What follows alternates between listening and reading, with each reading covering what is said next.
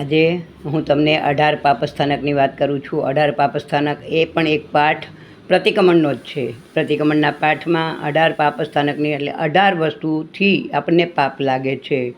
તો સૌથી પહેલું પ્રાણાતિપાત એટલે કે જીવોની હિંસા કરવી। જે હરતા ફરતા હાલતા ચાલતા દેખાય એને તો આપણે જીવ સમજી શકીએ એ વાત બરાબર છે, પણ જે હલતા નથી ચલતા નથી છતાં પણ એમાં જીવ છે, તો એવી કઈ કઈ વસ્તુ છે? તો કે પૃથ્વીકાય એટલે કે પૃથ્વી ઉપર જે માટી છે એમાં પણ અસંખ્ય જીવ છે। માટીને પણ આપણે વગર જરૂરી ખોદાય નહીં, અને ખોદેલી માટી હોય એની ઉપર ચલાય નહીં।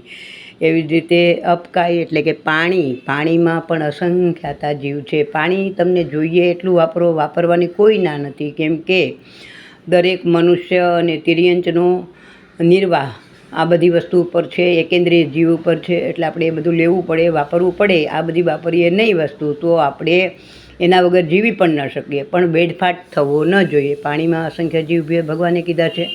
એવી જ રીતે અગ્નિમાં પણ અસંખ્યતા જીવો છે, આપણે નથી જોઈ શકતા। આ બધું જોવે કોણ? તો કે કેવળી ભગવાનને બધું દેખાય।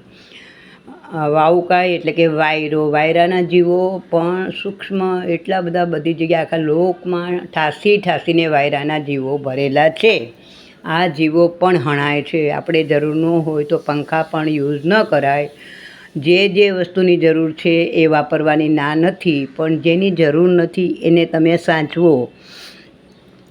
વનસ્પતિ એટલે કે શાકભાજી, ઝાડ, પાન, દરેક વસ્તુને અત્યારે એટલા બધા કાપી નાખે, ઝાડને કાપે, ડાળીઓને કાપે, લોકો હાલતા ચાલતા નીચી ડાળી આવી ગઈ તેના પત્તાને કાપે છે। જરૂર નથી તો તમે શેના માટે કાપો છો? કેમ કે એના એક એક પત્તાને તમે કાપશો તો એમાંથી ઝીણો રસ ઝરતો દેખાય। ડાળી કાપો તો ડાળીમાંથી બી રસ ઝરતો હોય છે। આવી જ રીતે શાકભાજી લઈ આવીએ, ઘરમાં ફ્રૂટ ઘરમાં લઈ આવીએ, વેસ્ટ થાય, બગડી જાય, ફેંકી દેવું પડે।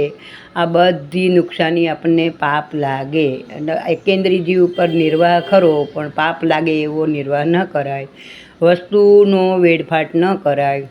જો તમે સમજીને રહ્યો તો સેજે તમારા શરીરના પુણ્ય બંધાય। અને આ બધી વસ્તુને તમે ન વેડફો ને તો તમને કુદરતની એક ભેટ છે કે શારીરિક શરીરનું પણ સુખ મળે। તમે સાજા નરવા રહ્યો।